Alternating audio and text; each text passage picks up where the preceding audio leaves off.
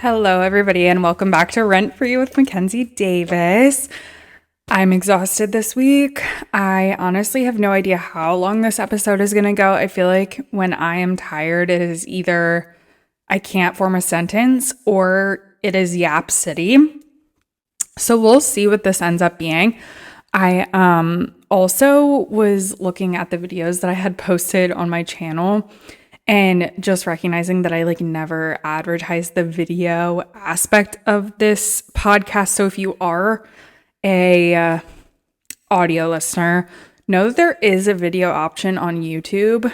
And if you're one of the 20 video watchers, hey guys, and obviously, no pressure to watch it. I just am one of those people that love to watch podcasts. So it's also nice for clips for TikToks and stuff. So that's mainly why I do it. But regardless, those options are there. I'll try to be better about reminding you guys about that stuff. But yeah, I think for the most part, the stuff that I have really been having on my mind this week, as far as what's been living rent free in my head this past weekend, and really just the past few months in general, I've been doing a lot of thinking about goals and about what I want to do in life, because of the fact that, you guys know I just got a new job and that was not what I was expecting to happen post grad school kind of a thing, because I always thought I was going to be a therapist, and I just did a whole kind of 180 there with not really liking being a therapist and everything. So anywho, been on this whole goals thing, and then my team did this exercise. It was not with our team leads. It was just a few of us team members where we got together and talked about goal setting. And because I am trained as a therapist, I use this model called SMART goals. If you guys have ever heard about it, I just conveniently have it printed out right here. But if you Google SMART goals, it'll come up. And it basically just helps you figure out how you're going to do the goal, how you're going to actually achieve it. Because obviously you can say I'm going to own 100 properties, and that's a great goal to have, but how are you going to do it? When are you going to do it? Where are you going to do it? These pieces of the puzzle matter, because otherwise, we can set goals all day, but are they really going to happen? How are we going to make them happen? And SMART stands for specific, measurable, attainable, realistic, and time bound. So this was the model that I decided to use for my goals. And I honestly still need to lay the rest of them out. But I figured that I would just share them with you guys, because the new year is coming up really quickly. And then also, maybe it'll inspire you guys to think about your goals and everything like that. I tend to be a pretty goal-oriented person. Whether or not I write them down and really come back to them, that's another thing. But I use them to motivate myself pretty damn much, all the time. I work really hard to achieve goals, and I honestly struggle a lot when I don't have a goal to work towards, which is something I'm working on, is just finding the joy in just existing, or doing things that don't have a purpose. Not to get super philosophical on you guys, but that is something I've been thinking about too. Anyway, so my 2025 goals are, and I'll elaborate if I need to, but buying a duplex. So that's the next investment, hopefully even in the next few months that happens. Host a homebuyer happy hour. I would love to be more of a resource for young first-time homebuyers. I really mostly do work with first-time homebuyers. Yeah, for the most part. But the population of my friends, or the people my friends know that are my age that are getting ready to start buying houses, trying to start there and really get involved in that niche, so that once everybody's ready, they know that me and Dan are a great resource. And who doesn't want a happy hour? So I really want to do that this year. Reach 200,000 followers on TikTok. This is not a real estate specific goal, but it is a personal goal, I guess. And it's within the realm of business, I guess. I've been at 125-ish thousand followers for almost a year. It's been quite some time. And obviously there's nothing wrong with that. I just, want to see some growth over there. I think I've made a lot of very similar content for a long time, and I might be even getting a little bored of it, and I want to kind of expand. I really love doing lifestyle content. Here's a day in my life. Here's things I do on the regular, My life is a lot different than it was when I was 19 years old, living in my mom's house, making content about selling real estate from my mom's house. So I think leaning more into the investment side of things and buying houses side of things, talking about, hopefully getting married soon, just like things like that, where my life is really changing. Reach 10K collective followers on Instagram. If you guys don't know, I have 2 Instagram accounts, so 10K across both of those. Maintain and use a CRM. So that was something that I had shared with you guys before that I was new to using. So hopefully just trying to figure out like a really effective way. And I say effective strongly because I want it to be something that I can use realistically. I'm not trying to do all these bells and whistles. I don't need something really complicated that's going to take me hours and hours every week, but I need something that I can do after work for a few minutes or a few minutes each week or whatever to check in with clients. Then host a few open houses a month or, just like on average, a few a month. I don't necessarily need to be doing it if I'm like dreading it or if I am busy or whatever, but I just want to do more because I don't think that I've really been on that game much and there's no reason for it. I think, I could be doing more of that. So there we go.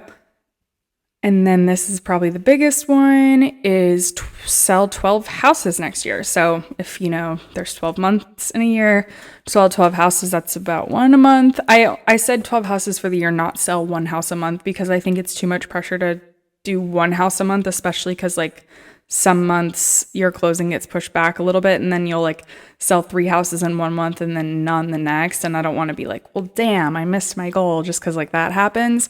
So we're going to try to sell 1 a month. And for some of you guys, you might be like, that's not that hard to do. And obviously, to each their own. Goals are very personal. You all know that I work another job. So it is not my full-time thing and it never has been. Those are my goals. I really just want growth, if you can't tell. Growth on social media, growth in real estate, growth in my investment portfolio, growth as a person. These are business goals on this page, but if I had a list of personal goals, I need to go back to therapy. I need to find some more motivation for that kind of stuff. So that's basically what's been living rent free in my head, just really trying to like better myself in 2025. I think, I feel very secure and stable in my job now. I feel very happy with my boyfriend and my friends and family and life. And I'm just kind of ready to like move into phase 2 of like growth and living life, So with all of that, I hope that maybe inspired you guys to think about your goals if you haven't already, or like at least maybe to think about them going into 2025. I always think, like if you have something to work towards, it kind of pushes you a little bit harder. Why not? Even if you just set 1, just think about it. What I wanted to talk with you guys for like the bulk of today's episode is the affordability of home ownership and how you can make it more affordable or how you can save money to purchase a home. And this is going to be similar to many of the episodes of this podcast, going to be a like hodgepodge of things, right? Because, I can tell you kind of my journey, and I will, as far as like the steps of what I did to save to then be able to purchase a home on my own, or with my boyfriend, sorry, but like on my own without like my parents. And then, there's also the more like structured and traditional routes that you can use to like help you grow in a standard way. Cause I think a lot of the things I did might've been sort of grasping at straws. Like I was just trying anything, or what is it when people say like, throw it all at the wall and see what sticks. That's kind of what I would do. Like I'd be like, let's just try it all.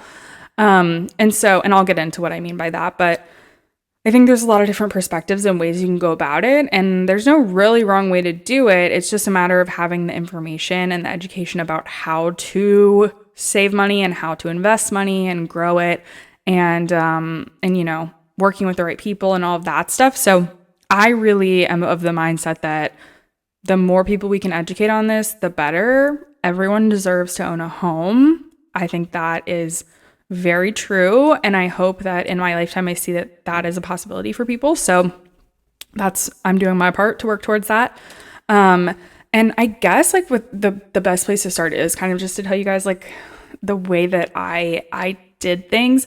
I know I've mentioned in the past that like I've always been a saver. That's just the way I am. Like I'm very type A.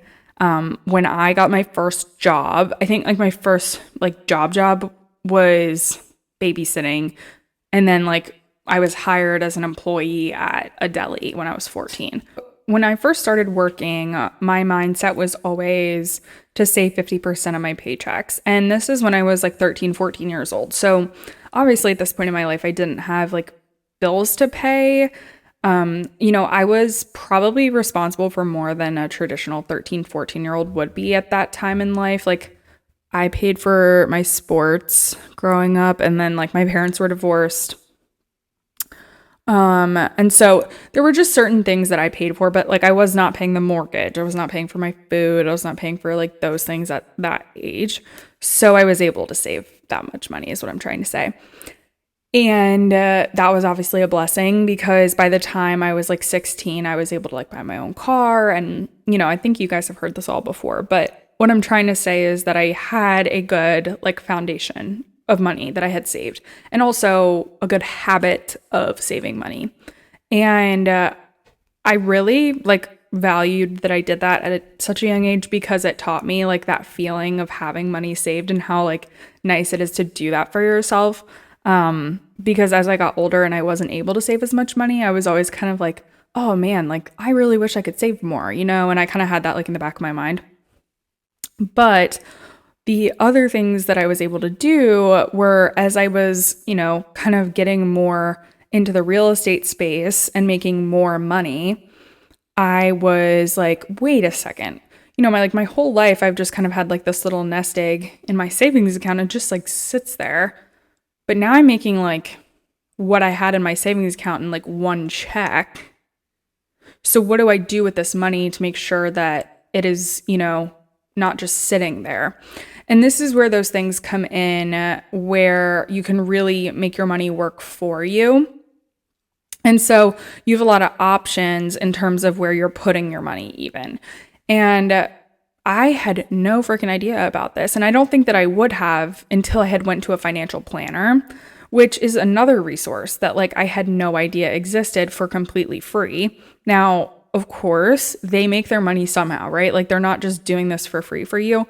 If you like invest in stocks with them, or if you get an insurance plan with them, or you do like any certain thing like that, they make, a percentage of whatever your dividends are, or, that wording could be off, but they do make their money somehow. I didn't recognize that like you could go to Northwestern Mutual. They will help you open a Roth IRA. They will walk through all of your accounts. They will help you set up a plan. It is magical to me. Like I remember I was 19 and I went to my meeting with this guy. I had looked him up on Facebook because we have this page. Actually, I referenced them last week. I said Annapolis Moms, and I searched in there for reputable like financial planners. And this guy was like really highly recommended. So 19-year-old me is like, okay, I'll schedule an appointment with him then. So I did. And I remember getting there. I was like so not in the right place.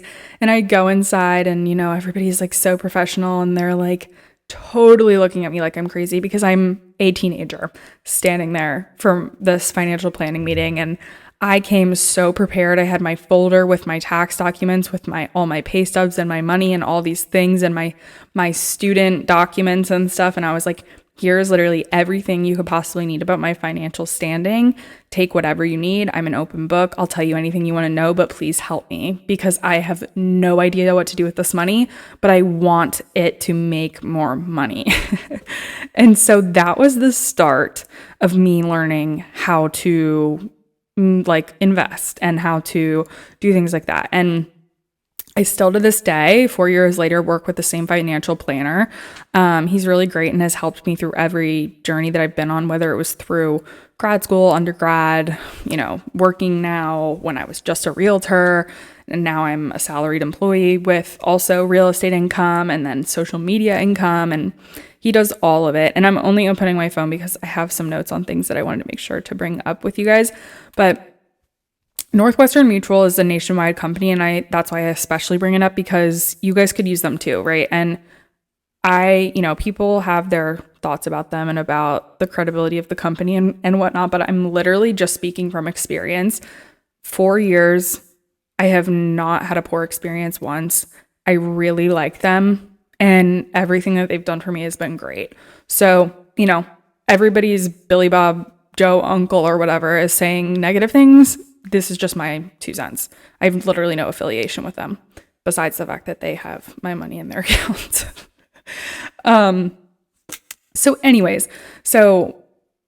We fast forward. I am making money in real estate. I decide to go through Northwestern Mutual. They meet with me and they start telling me about these different options that I have. So what you can do, and you can do this without a financial planner as well. Now, I, of course, don't understand the inner workings of these things because I didn't do this by myself, but they have things called a high yield savings account, which is basically money that you're putting into an account that is bringing in a return. So you're getting some money for every money that you put in that account over a period of time. I didn't explain that well, but hopefully you understand what I'm saying. They also have Roth IRAs, which is a form of individual retirement account. They have simple IRAs. They also have non-qualified savings accounts, which are savings accounts that are invested in the stock market. There are a lot of different options, and some of which are pre-taxed, some of which are not taxed, some of which you can withdraw tax-free. And there's really an option for anyone and everyone. So it just kind of depends on what your goal is. I also have life insurance, term and permanent. Those are other great buckets that you can pull from. Like you can pull cash out of those. And then, you have the death benefit. So if you pass away, like my family will get millions of dollars. Nobody kill me, please. But, other than that, like I also use it as like another sort of investment pool. So that's something, again, I would have never thought was like a thing. Another really funny story, sidebar, is that when I was, again, 19 and I was getting my life insurance through Northwestern Mutual, and by the way, I know that life insurance can sometimes be a scam. I wasn't going to do it, but my premium is so low because I was 19 when I got it. You have to think about like life insurance. Like if you're getting insured on something, a baby would have like the best life insurance because they're like brand new. They're not going to die anytime soon. Because I was 19, my premium is so low every month and it stays for the whole time. And so they were like, you're going to get life insurance at some point in your life, like when you have kids or whatnot or whatever. You might as well just get it now because like you're securing your death benefit. It only grows over time. Your cash flow, your investments, all these things. And then you're securing your low payment. And I was like, okay, whatever. So that is why I did it. Long story short, they have to do a full like blood workup panel, like do all these tests on you to make sure that you're not dying because it's life insurance. And I was in Blacksburg, Virginia, going to college because that's where I went to school. And they sent someone to my house to do my blood work because I was at school. And the woman, this poor lady, shows up to my house at 8 a.m. the morning after. It was a Sunday morning, which means the night before was Saturday night. I had gone out with friends, drank all night, woke up hungover. She walks into my college apartment, which was a townhouse, actually. If you guys know what a graveyard is, then you know, but there are liquor bottles all around the top of my kitchen cabinets. That's what a graveyard is the empty bottles that you've used. And I'm like, hi, welcome to my house. Please come take my blood. Not to mention, I have a crippling fear of needles at this point in my life. I no longer do, but I had like a terrible fear of passing out. So I can't look at the needle and I'm looking away and I'm hungover and dehydrated and I'm like, okay, so I'm going to tell you a story because like I really can't focus on this or else I'm going to be really like I might pass out. So I told her the story of the first real estate transaction that I did. So that story that I told you guys a few podcasts ago is literally the story that I told the phlebotomist who took my blood. Anywho, so that was something I had to go through in order to get life insurance. There are a lot of like, steps involved in some of these things, but for the most part, there's no like investment you have to make. There's no like money you have to put down. You don't have to pay to go to a financial planner. Some you may have. In my experience, I didn't. Obviously I had to fund my accounts, but that was like funding with my own money. Like I'm like putting my money into the investment account, right? That's the whole purpose of it. But other than that, there's no requirements there. So those are kind of like your traditional accounts, right? And then on the other hand, I feel like I have so many of these like weird little ideas and things that I've done throughout the years, because what happens when you're from like a divorced family and then you go off to college, and I'm sure so many people have this experience too. I'm not like shading my parents in any way, shape, or form, but like when you start to support yourself, you're like, well, shit, like I need money for that and that and that. And you need to figure out like how to do it, right? And so whether you're saving for a house or not, you find ways to do this. In my case scenario, my goal was always buying a house. Like from the moment I like basically went away to college, I was always saving for a house and nothing else mattered to me. I mean, I like went out with friends and went on vacations and did things like that, but my biggest goal was always that house. And so as much money as I could put away for it, that's what I was doing. And so these are kind of some smaller things that I had done over time. So I always worked multiple jobs first and foremost, and they could be odd jobs, right? Like dog sitting, babysitting, like all of those things, house sitting especially. I loved house sitting as a college student because they usually want you to come to their house, stay there. It's always a nice house, and they, usually say, eat my food, like hang out. It's a house with no one else there. You can just study, hang out, do whatever. I did this all the time for tons of different families throughout college, and they pay you for the whole, it's like $400-$500 for a week. And sometimes you get to watch a cute animal. Like that was great. I think there was a month in college where I wasn't home for an entire month because I was just bouncing from house to house, which was like the best ever. So those things are always an option. Other like little side hustles, like whatever you can get your hands on, whatever you can be creative with. I told you guys I used to do like Cricut sales, like through my sorority. Like I would make big little designs. I would do all kinds of stuff when I was younger, and it paid off, right? Like that money adds up over time. And whether or not you think of it that way, like yard sales, like any, like selling clothes to Plato's Closet, that's something I used to do all the freaking time. Like, and every penny went into savings. Speaking of every penny, there's something on Bank of America called Save a Penny round. Well, I don't even know what it's called, but it's basically where you can turn on this filter where for every like, say you spend 70 cents, it'll round up. So the other 30 cents will go right into your savings. I've always had that on. You wouldn't even imagine how much it doesn't even affect you. Like you don't even notice the extra cents that you're missing, but your savings racks up so quick. Like you wouldn't notice it gone, but you definitely notice it in your savings. So that's something you could do. And it really keeps you accountable because like, how often are you transferring to your savings a few cents? Not often, but if it's doing it automatically for you, that's going to be, keeping you on top of it, right? And with the accountability thing, something else that I had done over the years, which I think is kind of psychotic in a way, is that I had this budget and I had an expense tracker, a write-off tracker, and an income tracker.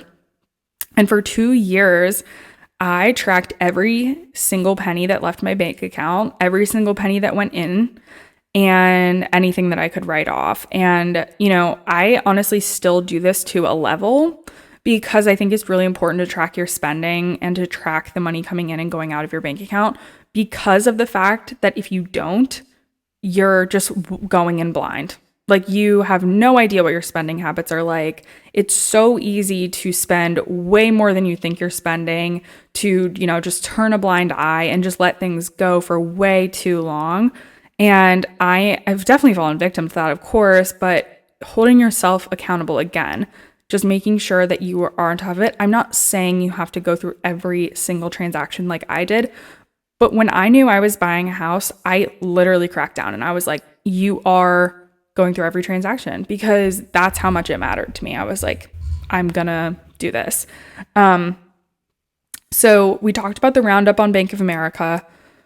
We talked about, having a budget, using a financial planner. We talked about the different kinds of accounts that the financial planner will probably walk you through and that you could have options with. I don't want you guys to think that it's limited to that. I'm not a financial planner, and I'm trying to give this disclaimer and make it very clear that I probably didn't tell you all of the available bank accounts or things that you could do to invest your money. I'm not an expert at that. Important to consider is, and I've heard this time and time again, is that a dollar without a job is a dollar wasted. And when people say that, they mean that if you're not putting, a plan for that dollar, like you're saying, okay, I'm making $100, 70 of that is going towards this, 20 of that's going towards this, and 10 of that's going towards this. Then, say you left 10 out, that $10 could go willy-nilly towards, some candy, or, you drop a dollar, or, these certain things happen, but essentially it's wasted on things that maybe aren't necessities, or maybe you instead have a fund for, okay, this is my fund that I'll spend on candy, or, whatever it was. But allocating different funds for different things is important to do. I mean, that's of course part of budgeting, but what I'm trying to say is that the more aware you are of what you're spending where, the easier it will be to not overspend, and the easier it will be to save.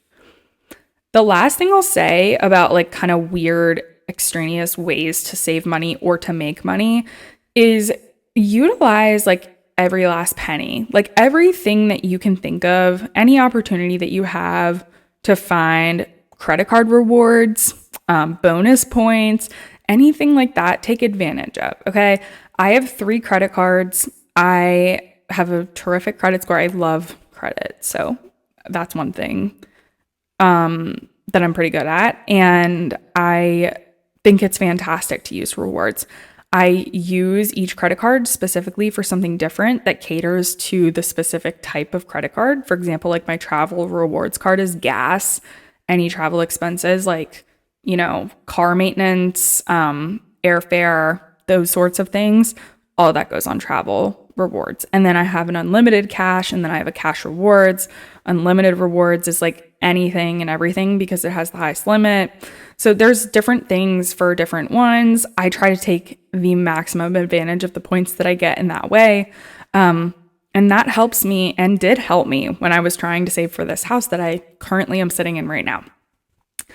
I think I covered all of my like little tips and tricks about like the ways that I really brought this house to fruition. Oh, if I can add one more really important thing, and this is realtor specific, but if you are a realtor or you are self-employed, one other bank account that you need to have is for your taxes. Do not fall behind on saving for your taxes. Just put a chunk of your commission checks into your tax account immediately. There's no sense in waiting until tax time, realizing you have thousands of dollars that you owe the government, and then struggling to come up with that money and being behind on your taxes.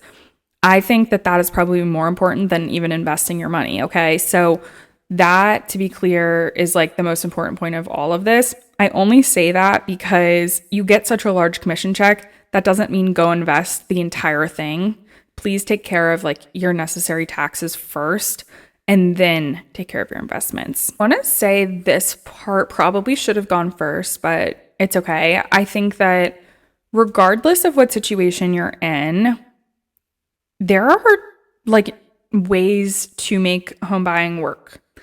And does that mean that it might take time? Yes. I said this last episode as well, where, maybe we talk to the loan team and they tell you, ooh, your credit score is kind of low. There's some things here that we need to pay off. And we can anticipate it might take this long for your credit score to go back up. But once it does, we can come back and revisit this. You might need some down payment assistance, but we can get you in this program. There's all kinds of options for, people that have TIN numbers. They're not citizens. We have programs for people, first-time home buyers. We have programs for people that are firefighters, teachers, like just different things across the board. And unfortunately, like talking about access, as I was in the beginning of this, I don't think a lot of people have this information. And so when I see this like narrative online that home buying is so unattainable, I like want to scream and be like, I wish more people would just try. Like, I think there's this fear that it's not attainable or that it's so hard that I just shouldn't even try. And so the point I'm trying to make here is that you really need to get a lay of the land before you do anything. And of course, saving starts when you're born. Like, if we all could have, we would have started like when we were in our parents' wombs, right? But, that is kind of its own thing. The lay of the land, and, I'm getting into what I mean by that, but like understanding like what the market's like what your budget kind of is going to be like, how much you can afford for a house, how much the houses are costing in your area. We have to be realistic, right? Like, if you can only afford X amount of dollars, but the houses in your area are Y amount of dollars a month, we know that, you probably cannot purchase a house in this area, right? So we might want to look in the city next door or a few cities over or whatever the case may be. And if home buying is the goal, then sometimes that's the sacrifice we have to make. But we want our expectations to be aligned with, our goals and all of that. And so make sure, we have that idea of what the market's looking like and what we can afford and all of that good stuff. I call that kind of having an idea of like your financial health as well. Like, what's our credit looking like? What's all that good stuff looking like? And then on the other side of the token, what programs are available to us and what can we qualify for? And this is part of that pre-approval process where you want to have a really good lender and realtor team who can explain these things to you. But you want to find the best program that's going to meet your needs and kind of match everything that you're looking for. I feel like I'm working with a client right now that is like the perfect example of this because she qualifies for FHA, conventional, and VA. And we have been going back and forth because she's looking at condos. And if you know about condos, if a certain percentage of the people within the condo are delinquent on their condo fee, then it becomes not FHA approved. So that means that a person purchasing a property in that condominium would not be allowed to use an FHA loan. So each condo we've been looking at, the majority of them have not been FHA approved. So then she's FHA approved for this one. Okay. But then conventional would be a better loan structure. But then VA for this one, like, it's just been going back and forth with different things. And so it even depends on the property. It can depend on how much you have to put down. It can depend on your credit score, because if you have a lower score, you might need to put more down. And so all of these things matter, and having the more knowledge about your own personal information and the programs available, I mean, the more you know, the better, right? And so I think the combination of like, okay, what is all this information out there? What do I know about myself? And then what is every possible thing available to me right now that I can do to save money? And I made the joke about like, oh, we wish we could have started saving when we were in the womb, right? Do not feel bad if you don't have money saved right now. It's okay. This life is hard. Like, I am very fortunate that I was able to save, or that I decided to save when I was 13. I don't know why I did that, but I did, and I'm glad that I did. But people don't do that stuff. And I think that, if you are in your 30s, 40s, 50s, whatever age you are, and you're starting to save today, it's cool, like, even if you own a house in 10 years from now, it's cool. I just think, owning a home is something that every human should be able to attain. And so if I can help someone attain that goal, then my job here is done. I think that it's complicated to discuss because everybody's situation is so different. So it's like checking boxes, but then having to come back and do disclaimers because so many programs, so many different things, and wanting to touch on all of it, but just not being able to go so in depth. But I think that's all I really wanted to say there. And if you guys have more specific questions, please feel free to comment on videos or DM me.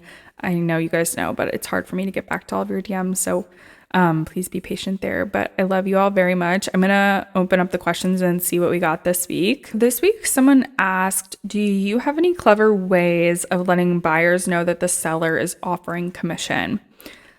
I read this in 2 separate ways. So I feel like I can answer it in 2 different ways. Do you have any clever ways of letting buyers know that the seller is offering commission? I'm thinking that you're meaning this in the way of you're representing the seller and letting the buyer's agent know that the seller is offering commission. I mean,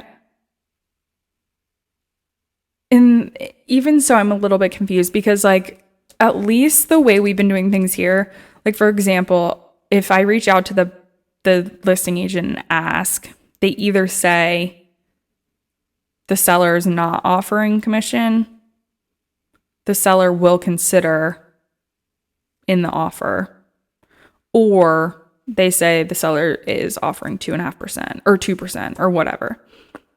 So there's no need to be clever about it. I feel like they're just pretty straightforward at least. Yeah. And then I'm allowed to just tell my client that too, because they have the right, obviously, because if they have to pay for it, then they want to know. So yeah, I don't think that there's any real way to have to be clever about it. But if there was something I'm missing about that question, just let me know, because I don't know if I'm reading it wrong. But that was it. That was the only question for this week. So yeah, I hope that that answered your question. I don't know if I'm reading it wrong.